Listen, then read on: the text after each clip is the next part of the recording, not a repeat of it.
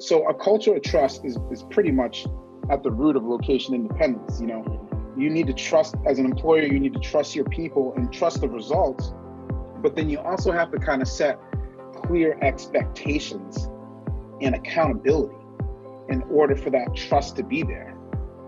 Welcome to the Agile Digital Transformation Podcast, where we explore different aspects of digital transformation and digital experience with your host, Tim Butera, Content and Community Manager at AgileDrop. Hello, everyone. Thank you for tuning in. Our guest today is Kaleem Clarkson, co-founder and chief operating officer of BlendMe Inc., a US consultancy which helps businesses enhance their remote employee experience. Well, the topic of this episode is the remote employee experience, or TREE, and the value it can bring to organizations in times of COVID and mass digitalization moving forward. Welcome, Kaleem. It's great to have you with us today. Is there anything you'd like to add to the introduction? Well, first, thank you so much for having me on. I really appreciate this. Obviously, we're kind of both in the Drupal sphere, so it's kind of cool to connect that way. Yeah, I guess I don't have too much to add. I guess, I like to represent, Bangor, Maine. That's where I was born and raised. So I like to represent the 207 whenever possible. I now reside in Atlanta, Georgia. And I guess, so BlendMe Inc., we incorporated in 2013 as a remote work consultancy. And it was actually after an inspiring talk that I heard by Matt Westgate, the CEO of Lullaby at DrupalCon Denver, I believe, in 2012. So, yeah, I'm psyched to be here.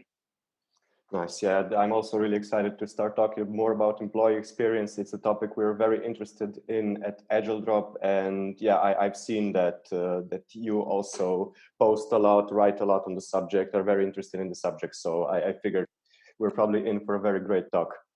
So I want to start with the essentials, and that is what's even meant by employee experience. How would you define employee experience?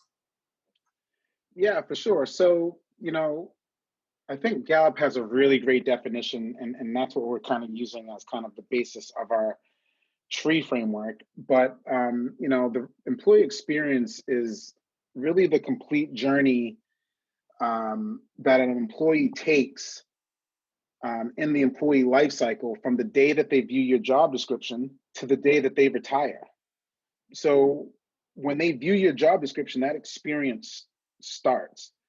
And there's a whole bunch of different, steps that they kind of lay out as to what those experiences are.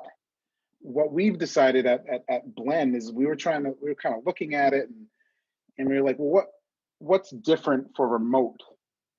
And, of course, anything remote can be applied to, brick and mortar or co-located companies.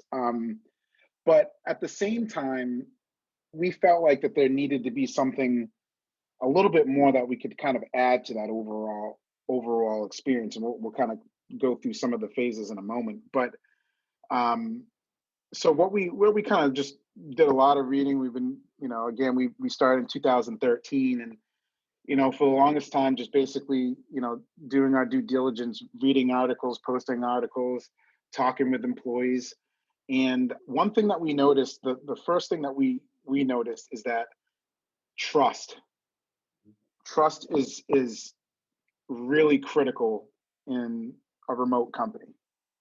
I mean, what do you think about that? What about that? I mean, obviously you guys are doing some of the remote work as well, and as a digital agency yourself, I mean, would you kind of agree that like trust is pretty critical for remote work? I think you have to have a company culture that's based on trust, a company culture in which trust is kind of baked into, if you want to have really, really efficient and successful remote work that maybe not only kind of maintains the same level of productivity for your employees, but actually boosts productivity and streamlines it. Absolutely. So, as we'll just kind of go through these kind of 9 principles. So what we are calling the remote employee experience is TREE. That's kind of like how we came up with that acronym. And again, we were just kind of talking about trust, and you're absolutely correct. So a culture of trust is pretty much at the root of location independence. You need to trust, as an employer, you need to trust your people and trust the results. But then you also have to kind of set clear expectations and accountability in order for that trust to be there. What I kind of believe is a lot of times when you get into these situations where people are arguing or not really clear, it's usually just based on they're not clear on what was expected of them. One person's expecting this and then one person expecting that. So for us, it starts with trust. I guess you can't really sum that up any more than that. Also, you got to have trust also with your peers, your teammates, in order to have a really great collaborative culture. So the first letter in tree is trust. Okay, cool. The other thing that we have noticed, is that with that trust, right? You have all this trust, and you clear those expectations so that there are accountability. The next thing is responsibility, right? So there's a responsibility on both the employer and the employee. It's a reciprocal relationship, So it's critical for the employer to document the needs. It's a responsibility of the employer to document the needs. And if you don't have those things documented, and for example, if the employer doesn't give you the right equipment set up, that's the responsibility of the employer. If the employer doesn't have the right onboarding process, that's the responsibility of the employer. So there's a lot of responsibility on the employer to make sure that the employee is successful. But then you got to flip it around on us, the employees. You got to take the responsibility. When an organization spends a lot of time and effort in making sure that you have everything you need, it's now the employee's responsibility to actually follow through and get those things done. It's now the employee's responsibility to raise their hand and say, hey, I need help. Hey, this doesn't make sense. So, right now we're in a lot of, right now I feel like it's a very finger pointing culture in the global space right now. And this is more of a relationship culture that we're hoping that people can get to. So the T for tree is trust, the R for tree is responsibility, and then the EE is employee experience. and Gallup, they're great. They're a great consulting company. They do probably some of the best out there with Gartner about remote employee or just about employee engagement and the statistics. Pretty much all of us have been quoting Gallup for years when you're talking about employee engagement, the research they do. So I'll kind of summarize their different phases here now. So in that employee experience that we were talking about, trust and responsibility are kind of the remote basis that we've added. But the very beginning is the attract. Okay, so sorry, can you repeat this again? Yes, the beginning is what? Beginning cycle of the remote employee experience, or the employee experience, sorry, is attract. Okay. And you have to be able to attract the talent that fits your organization by aligning your internal and external branding strategies. Like, you're basically trying to attract the perfect fit. And that starts with your job descriptions, how those are written. Also, do you have a culture statement on your website that is accurate? We all know about the companies who post these vague vision and mission statements, right? But what's the true benefit? If you have this one mission statement or vision statement or culture statement over here, and then you go on to websites like Glassdoor and you see the reviews are like, not at all like the culture as described, you have a really big problem. So I think the first part would be attract. I mean, have you seen any examples of that yourself? Like, as far as showing how the company works through blog posts or websites or anything like that?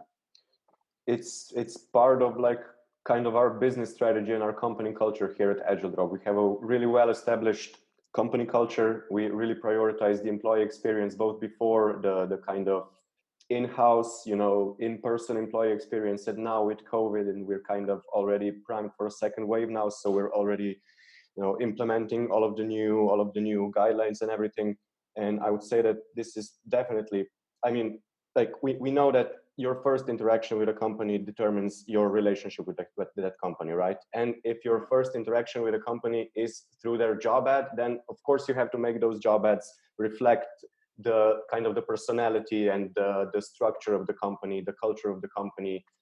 Because I think now, especially in the tech industry, which we're in, people have so many options. It's not that somebody is looking for a job, but people get headhunted for specific jobs. People get to choose between employers. So now, with all this in mind, it's inevitable that you have to kind of mirror your company culture in your job descriptions, and you have to kind of give insights on your company cultures in your blog posts, in your social media content, basically everywhere where potential employees can interact with you, right? Absolutely. So then you've attracted some people by doing that correctly. Now the next phase is hiring them. Mm-hmm. And this is a phase that I feel like the hiring process is very interesting, because you want to have a hiring process that eliminates any unconscious biases. We all have them, and it's natural. And I feel like that's it's not a, I'm trying to say this correctly. Of course, it's not a great thing, but like, it's not a bad thing to learn about those. It's not a bad thing to acknowledge that those exist. And then so coming up with some sort of deliberate applicant review process that helps eliminate some of those and helps you evaluate your decision based on, we love to ask this question,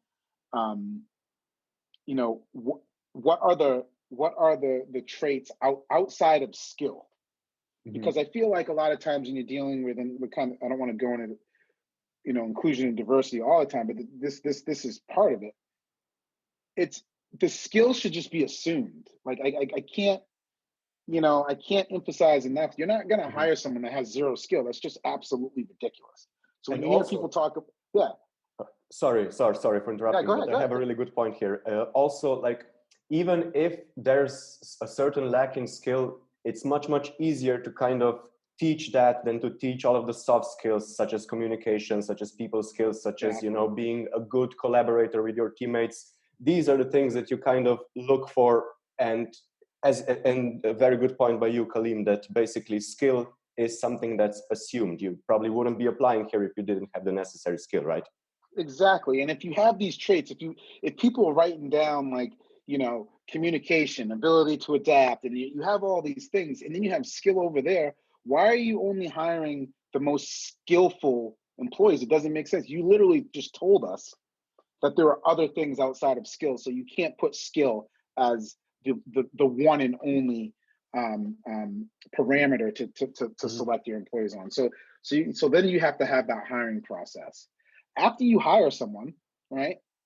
Now the next phase in the employee experience is onboarding, and this is something that BlendMe is really we're really passionate about. I mean, of course, we're passionate about all of the phases in the employee experience, but onboarding, for a lot of people, they assume the onboarding is I go get I get my equipment, I get my I-9 and my health insurance done, and then I'm off to the races. Onboarding, a good onboarding practice is significantly critical. And the purpose of the onboarding thing is really for new employees, they need affirmation that their decision to come work for you was the right decision.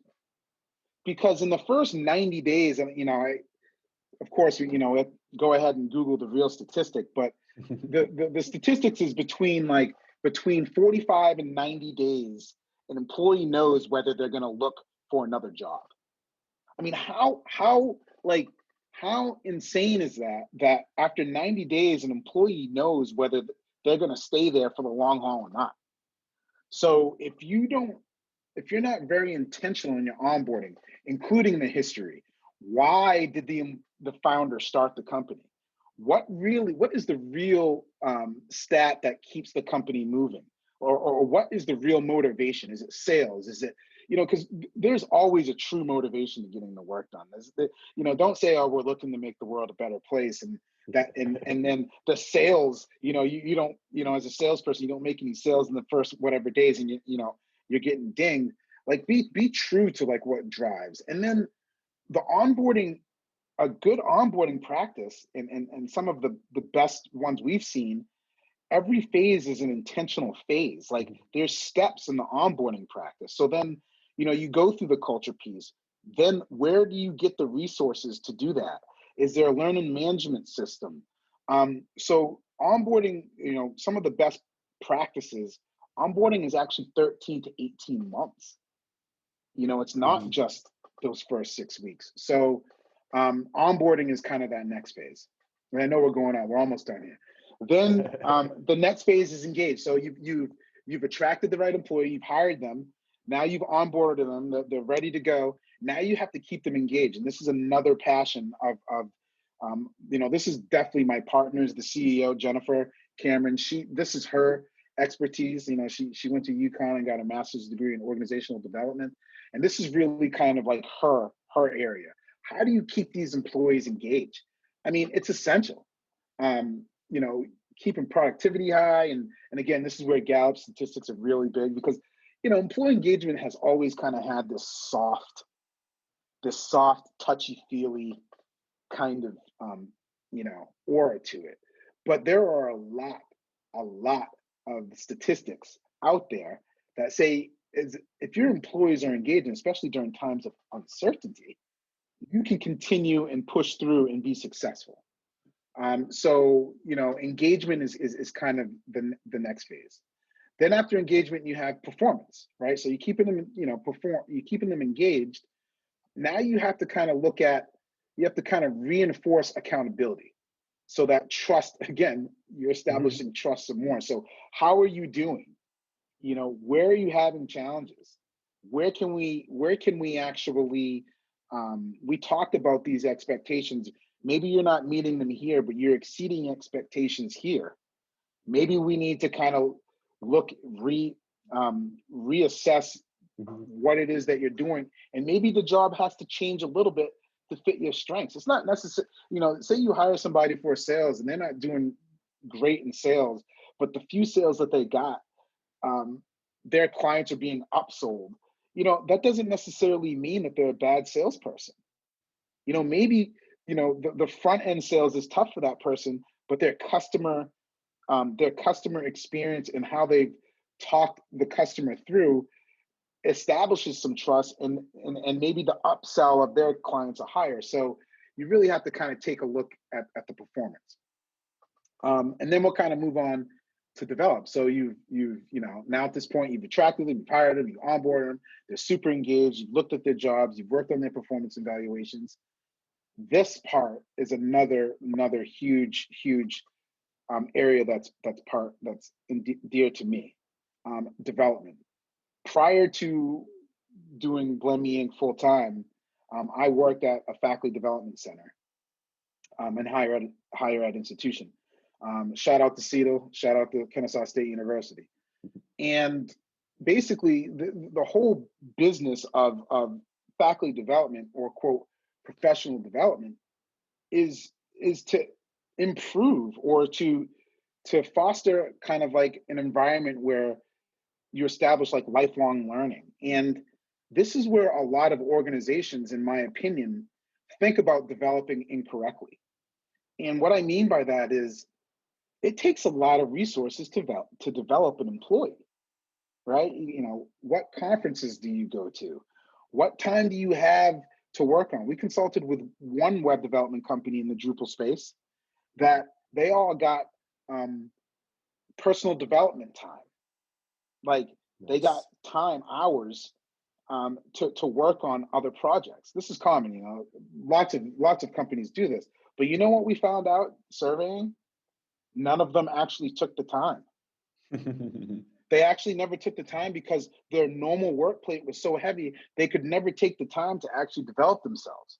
Well, the only way that they're going to take the time is if their development plan is intentional, if their development plan is scheduled with the organization, and it's scheduled, and it's I don't want to say mandatory, but okay, you're not going to work on this day because you need to do this. And a lot of organizations are very wary of, like, whoa, why should we put so much effort into developing our employees, going to events, because they may leave. That, they may get picked by another company. We spent this money, then they get picked, they're gone. Well, let me just paint this picture for you. We'll just use sales for another example. Let's just say you have a salesperson, right? They're a junior salesperson, and you sent them to all these conferences, right? And now they've learned all these great things. They've made these great connections. And let's just say you have a manager over that slides a position, and I'm in Atlanta, so I'm going to use Coca-Cola, right? Let's just say you have a manager that's like, wow, Tim, you're doing great. I'm going to slide this. There's a VP job, VP of sales at Coca-Cola, that I think would be really great for you. Now, a lot of people would be like, why would I do that? Yeah. Like, we want you to stay at our company. But so now, Tim, you go apply your manager's like pushed you to apply to this job because, A, they can't pay you as much. I mean, let's be, they can't pay you as much. In a lot of smaller companies or mid-sized companies, the movement doesn't happen as much, right? So now you apply and you get the job. That does a couple of things here, right? So as far as your employees, let's talk about employee engagement and motivation and what that looks like. The other employees that saw you leave because your organization supported you in getting a job outside of the company, mind you, how do you think that's going to make them feel? Like, how would you think if you saw that? I'm just curious. How would you feel if you, one of your colleagues, and you knew that, like, your CEO, like, pushed a colleague of yours to go apply? How would it make you feel? Well, probably one of my first thoughts would be that, wow, apparently they're really true to what they're saying, true to their statements. It's about the people, it's about the good relationships, and I would view it as a commendable thing. I would definitely, it would boost, to return to what we were talking about before, it would probably boost my trust in the employer, in the company, rather than hinder it. It would probably, as opposed to making me want to stay there less likely, it would make me more likely to want to stay there for a longer period of time. Because obviously, I mean, if you're capable of doing something like that, if you're capable of going beyond yourself in this way and kind of making a move that at first glance seems detrimental to you and to your business, man, I respect that. Not only do you respect that, but just for me personally, you're exactly right. But not only that, shoot, there's a new job opening. You know what I'm saying? Like, there's a new, there's now motivation. Like, you know what? I'm going to work a little harder because not only that, there's a new job opening. And if they can't find a job opening for me, they're going to have me. Everybody just wants to know that there's a chance, right? Mm-hmm. That's, I don't want to get intrinsic to the United States because that's not what we're talking about. But, like, the U.S. has the whole, anybody can make it. And now that's kind of a global thing. I think that everybody is in that space of, wow, if I can make it, I just want a chance. And that's all anyone wants. Number two, as far as what else that does, and this is the other thing that I think a lot of organizations miss. So now, Tim, you're the VP at Coca-Cola, and a request for proposal comes up for a new website.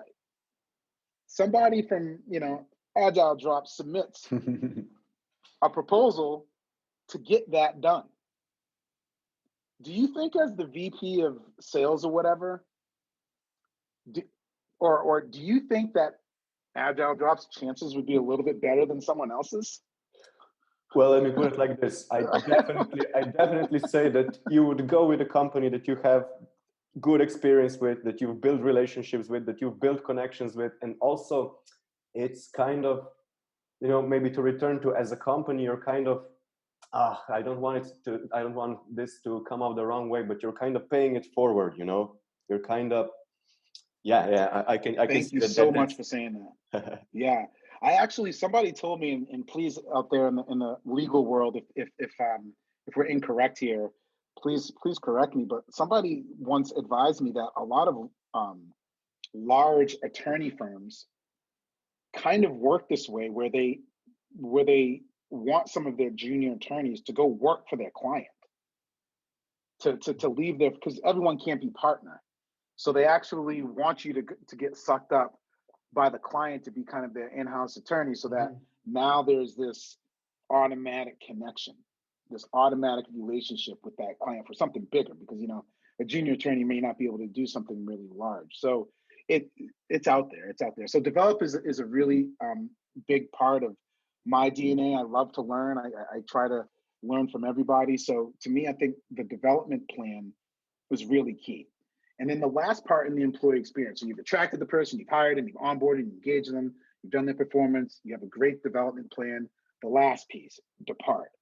And this section, I believe, I don't have a real stat out there, but I just believe a majority of companies miss the departure phase. Mm. They miss an opportunity. And in the depart phase, when an employee separates, whether it's voluntary, involuntary, like in a structured offboarding program just gives you the opportunity to understand what motivated your employees to find other employment. It's literally the best piece of feedback that you're going to get, whether you fire the person, like why are we firing, because like everyone's going to have their version of the story. Let's just say you have a whole bunch of people that are being fired or being let go over a period of time, and you give this feedback and you find out that the hiring manager or their manager was was just not a good manager. You're never Mhm. going to find this information without asking. Or the vice versa. They're leaving voluntarily and they get another job. Hey, why are you leaving? Well, you know what, I didn't see a future for me here. I didn't see any new jobs. I got a couple promotions, but I have the same title. I went from junior to senior, but where am I going to go? I Mhm. mean, you just, like, data is so invaluable if you ask for it and then apply it. So, I know that was about a 20-minute explanation of just question one, but It's good. I'm sure we'll go a lot quicker. But this is a really important piece, and this is what we at Blend focus on, that experience from the day they, view your job description to the day they leave. So that's the remote employee experience. Yeah, I think we also kind of covered some of the points from next questions, so I think it will be incorporated nicely into the whole conversation.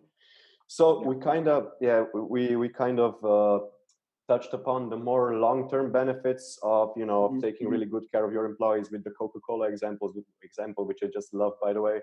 But what about more immediate benefits of having a good employee experience? Like how does a business benefit just like currently on the get-go from improving the experience of their employees, whether it be remote or in person? Yeah, I would say that it's kind of like just a strategic business advantage, really. Mhm. And what I mean by that is especially during times of uncertainty, when you can fall back on that experience, um, then you can push through. I was just listening to a podcast, How I Built This, and the company Life is Good that makes those cool T-shirts. They have a little circle, Life is Good. They were getting ready to shut down their whole company. They're getting ready to shut it down. The brothers own it. They were getting ready to shut down the whole company because when COVID hit, they sold all their T-shirts to wholesalers, and obviously all the stores shut down. Well, because they had a great culture and a great employee experience, they met with leadership, and leadership was like, "No, no, no, don't. We don't have to shut down. We don't have to shut down." They're like, "Now we're going to file bankruptcy. We're going to do this." And they were pretty adamant on doing it because they saw the numbers. Their sales went from killing it to zero. So leadership was like, no, no, no, don't do it. We can do this. Let's focus on our e-commerce business. And then in fact, let's spend more money on making our warehouses safer, because guess what? If we close the business, a lot of these warehouse workers are going to go into high risk jobs, you know, clerks and these different jobs. So they were like, let's make the warehouse as safe as possible, and let's focus on e-commerce. And sure enough, they did that, and they didn't close. And they actually are being more profitable. And now they're not reliant on wholesale sales anymore.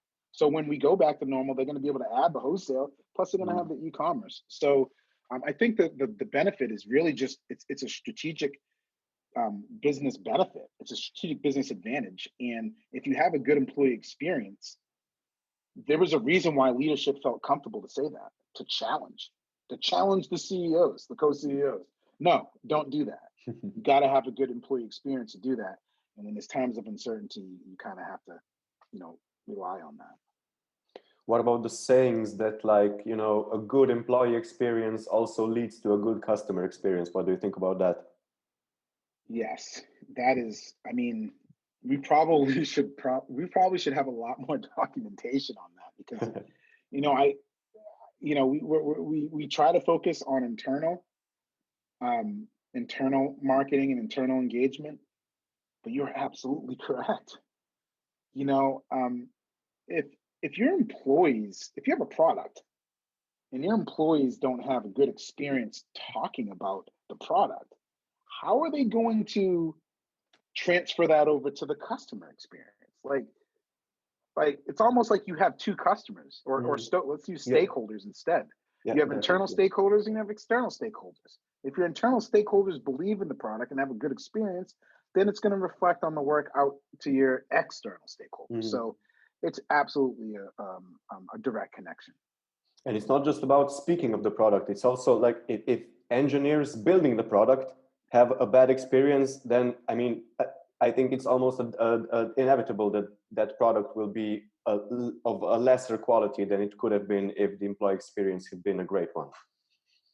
Yeah, and that's always the tough part in development, right? I mean, should I do this the quick way, or should I do this the right way? And that's something that I feel for all developers. I'm kind of really no longer in that front end UX developer experience, because that's a very difficult thing for development firms to do, because everything's based on like billable hours. So absolutely.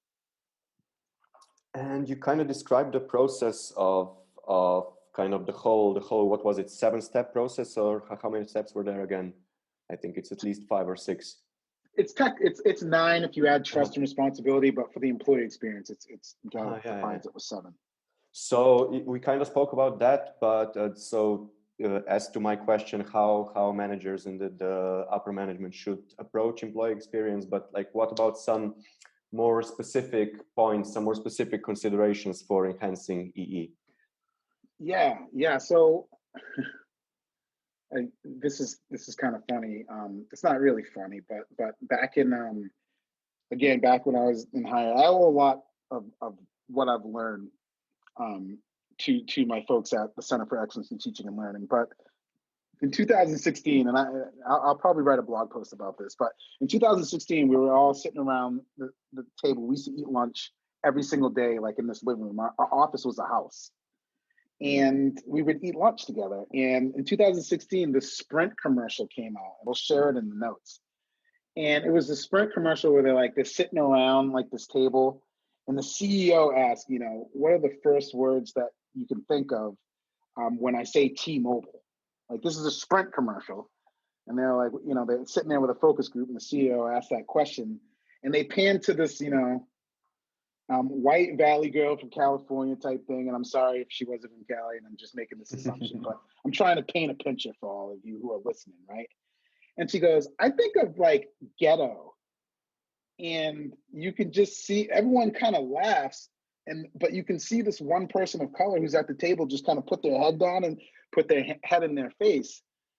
And we just were sitting around watching this commercial, and we were shocked. We all started dying laughing, like, rewind that again. Did she literally just say, I think of ghetto? And we were just shocked. We were shocked. And I can't remember who said it, but they were like, wow, all these companies with millions of dollars, they don't have a team that they run this stuff by first. So we kind of made this joke of we should start our own team and we'll just call it run it by us first. Well, nice. Because run it by us first. And what that really kind of means is like try to develop, for organizations, if you're going to try to work on this employee experience, try to develop kind of what they call like a counseling culture. And what I mean by that is develop a culture where you're listening so that you can gain empathy. This way, you know how to respond to things. Like, there's this really cool workshop that I participated in. Shout out to Garrett from Social Architect. Shout out. Um, we were doing this connecting game where you have conversations, but they're not typical typical conversations where you're just spitting back information like I'm 23, I'm from Atlanta.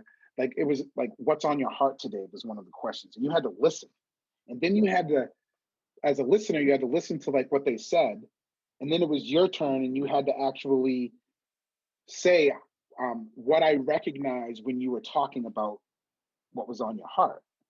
Like, for example, I recognize that you were having, that you're having a really tough time with having to teach your your kids school while doing work. And what that does is it makes you get in that person's shoes and feel Mhm. empathy. So run it by us first was kind of a, it was kind of a joke at that time, but at the same time, it it kind of reinforces the idea of utilizing your like listening to your employees and really feeling some empathy so that then you can go ahead and respond and implement things based on that. So that's probably the biggest key consideration that I would say if you're going to work on this. Just run it by us first, and whoever that run it by us first is, go ahead and listen with the idea of creating a counseling culture. Yeah, that's a very great point, Kaleem, about empathy. I think this is what I was aiming for. And I think it's essential also, not just in employee experience, but like in any position of leadership in general, probably. Yeah, it was a really good workshop. Shout out, Garrett. Nice. Make sure to send me the link to that so I can also include everything. Cool. Absolutely. Okay, now I want to move to the T part of the TREE acronym, and I think that everything that's been going on this year in 2020 will probably factor majorly into the next bit of our discussion. And so I want to talk about like how would you say that the COVID pandemic and the rise of remote work that it kind of initiated, how would you say that this has impacted the remote employee experience? Yeah, this is a good one. So when you think about COVID-19, you have to have some you have to try to be somewhat positive at some point. Like there's been a lot of deaths out there, and this is something that will go down in the record books for forever. 2020 is definitely going to be the year of the record books. But I think one thing that it has done for remote work specifically and the remote employee experience is that remote work is no longer like this folklore thing. Mm-hmm. You know what I mean? Like, Yeah. like in 2013, when we started this, a lot of people were like, "Ooh, remote work! Like, you can't you can't work from home." And I remember at one point at like Kennesaw State, I remember somebody saying, "Well, you can't have a baby at home. Remote work's not a substitute for daycare." And it's just like, what is that? Like, like you can do both. You know what I mean? We're doing it right now. Yeah. We're doing it 2020 right has now. proven it. It's possible. Right. Yeah. It's proven it. Like there's people at home with kids at home working. So I think the one thing that is coming out of this is that remote work is no longer this folklore, and the whole world now has experienced it at some capacity. If you're not working from home, because you're an emergency worker or whatever, there's a good chance your significant other is working from home, or you know somebody that's working from home, or you've actually called someone or a restaurant or some type of service where that person on the other end is working from home. So I think the biggest impact that we've had is that We all now have experienced it. Mm. I think that's the biggest impact. It's possible, right? Yep. We And can go to the moon yeah, now, yeah, yeah. right? Now even the sky is not the limit anymore. Hmm. Well And done. and so in this similar line, like there are probably some. I mean, the nature of the employee experience is also changing with the rise of digitalization and remote work. Are there any special considerations for the remote employee experience now in times of COVID and post-COVID versus what we were seeing maybe pre-2020 or in early 2020? I would definitely say I would say that there's just a lot more emphasis being given to the employee's well-being. Mm-hmm. You're seeing, I think companies right now are just like, wow, we might have been missing some of this well-being stuff before. Um, so I think now there is going to be, and lucky for Glenn, right? People matter now. Mm-hmm. I think a lot more organizations have recognized that. Um, I would also have to say that employees, like we're now in the knowledge age. We hear a lot about the industrial revolution and manufacturing jobs. Like go ask a farmer how many farmers they have on their farm now. You know, like it's just kind of comical how people. I'm not going to go down that route of political stuff, but it's just kind of comical how like you're not seeing the transformation. Libraries, car plants. You know, we've actually had conversations before back in the day of like, what jobs are going to be available in 100 years? Mm-hmm. You Yeah. know, because we're humans, we're smart. We like to figure stuff out. We like to invent things. Like I are we just gonna be able to do whatever we want and make paintings? So I would say the emphasis is definitely more on the knowledge age, but now employers are also like open to the freelancing and more open to the gig economy. Employees are like, hey, you know what? I'm a great graphic artist. I don't have to work for just one company anymore. Why don't I work for multiple companies? Mm-hmm. Why don't I work on teams? I think the whole idea of staying at a company for 20 years, 30 years, I think that's rare. I also think that individuals realize that they can make more money on their own. Yeah. So it'll be really interesting to see, like, as companies start looking for specialists versus, okay, you're kind of good, you got health insurance. I don't think the companies are going to die by any means because I think all of us feel, I think everyone will always feel better when there's a quote unquote institution or a group of people that are responsible for your product. But how companies execute on that, I believe, is going to change Mm-hmm. significantly. Yeah, that's an excellent point. Basically, the future of work is now, right? Yeah, yeah. Can we all please stop saying the future of work? I used to love saying it. Like, let's say stop the future of work because, like, the future of work is now. So Yeah. we're no longer in the future, in the past. We're actually in the future. Yeah. And before 2020, unprecedented was one of my favorite words, and I saw it used very, very, very, very infrequently. But now, like with a very heavy heart, I have to stop using it because it's so overused that it makes me want to throw up when I hear it.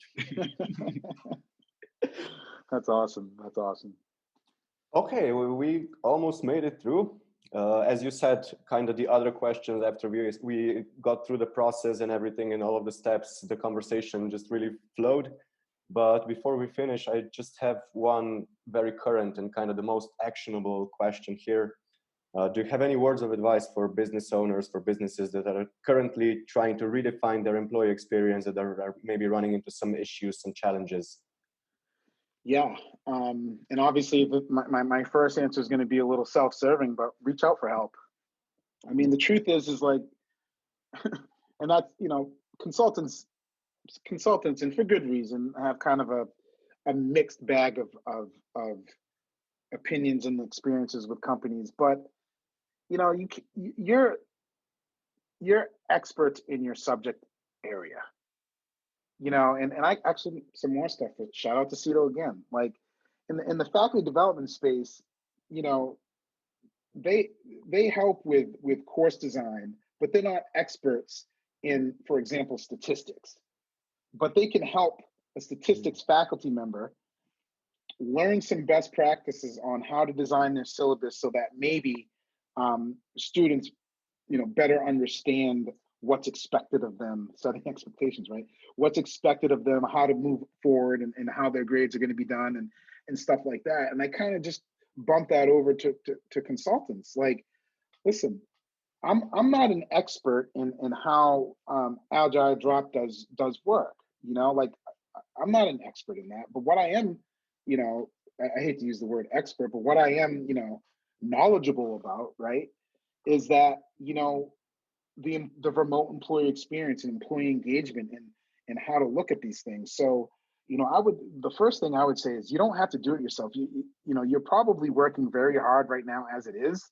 You're probably already at capacity. And unless, you have even a full HR team, they're probably already working their butts off. So, you know what, reach out to some help. It's cheaper than hiring another employee as well. So that's the first thing that I would suggest. Reach out, find some external perspectives. Reach out to some of your competitors, see what they're doing. I think that's the other thing. Like, that's one thing I do have to say about the Drupal community. And for those of you that don't know what Drupal is, it's the open source community on web development, kind of like WordPress or whatever. There are a lot of agencies that work together, Mhm. which I actually just never knew that until the past couple of years. Like reach out, because they're going through some of the challenges. So reach out to some other people. Frenemies, right? Um, you know, the other thing that I would say is, don't go back. Take this as an opportunity to improve. Take the COVID space as an opportunity to improve on your business. Back to the Life is Good example, they were forced. They were forced to make a pivot. They were forced to make a change. All these restaurants who are still thriving with takeout, who never utilized takeout before, Mhm. when we go back to normal, because I believe we will get through this. We are humans. We will get through this, and we'll have concerts again. We'll Yeah, have good times. We'll have yeah. events. We'll get back to this jam. But the point is like, don't just go back to the way it used to be just because. Take this as an opportunity to learn, and maybe implement some of these things after. Some of the restaurants that are using takeout, maybe you continue to do takeout, Mhm. you know?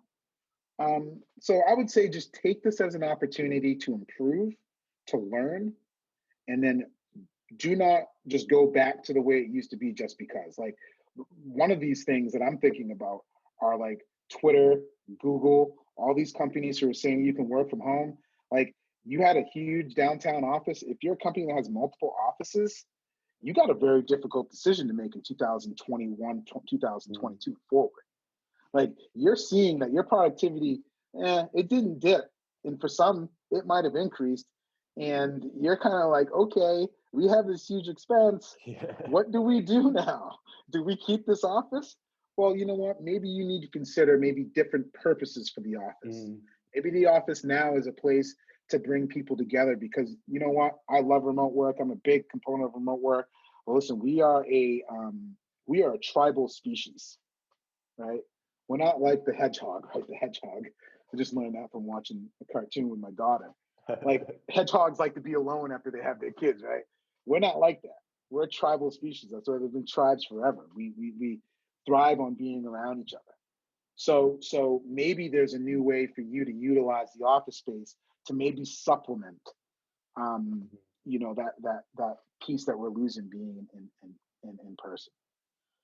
And then the last thing that I would say, would be, invest in training and professional development.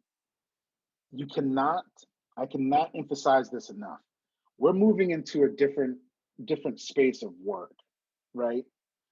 Before, maybe you had a sales floor. If you're a sales company, you had a sales floor with the sales manager walking around the floor, making sure that everybody is doing their job. And I've actually heard, I can't remember the guy's company's name, but I think he called it the remote or job assessment company. And I apologize if I get it right. If I'll you have to want, find it right now. you can text me the link later, and I'll include it in the links and mentions bit. So the listeners will still be able to access the info if you think of it Okay, later. yeah. So I was talking with a colleague recently, and he runs a company called Job Match Assessment. There it is. I knew it would come to me eventually. And what was really interesting is he was telling me that they do these different types of assessments for employers, where they're interviewing them so that they can get a sense of like how that person will fit. Not like the Myers-Briggs or anything like that, but like they have one assessment for trust for like banks, because you want to know if this person is trustworthy and they're not going to steal. And then an assessment of like what do they do outside of the job, because it drives kind of intrinsic motivations if it fits within your stuff. And the reality of the situation is that what they found out is where they did this survey, 33% of their employees were more productive going remote. Another 30% were more productive going into the office a couple of times a week.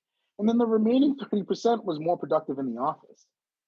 So they're not most likely, one of their clients most likely are not going to make those 30% that were really productive go into the office anymore.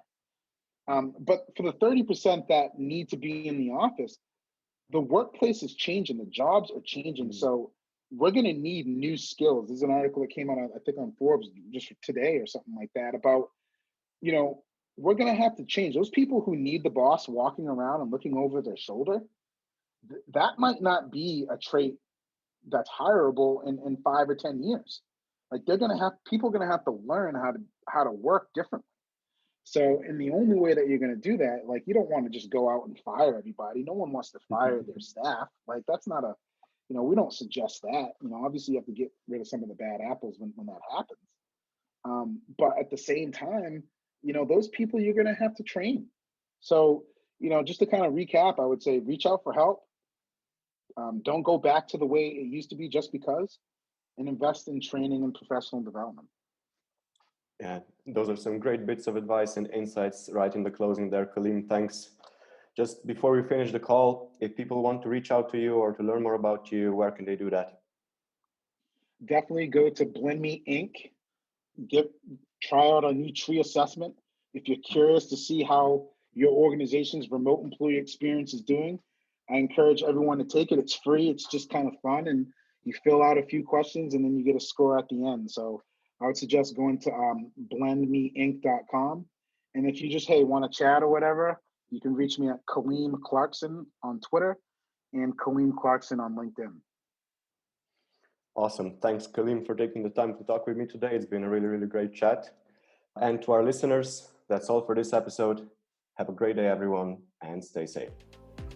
Thanks for tuning in. If you'd like to check out our other episodes, you can find all of them at agiledrop.com/podcast, as well as on all the most popular podcasting platforms. Make sure to subscribe so you don't miss any new episodes, and don't forget to share the podcast with your friends and colleagues.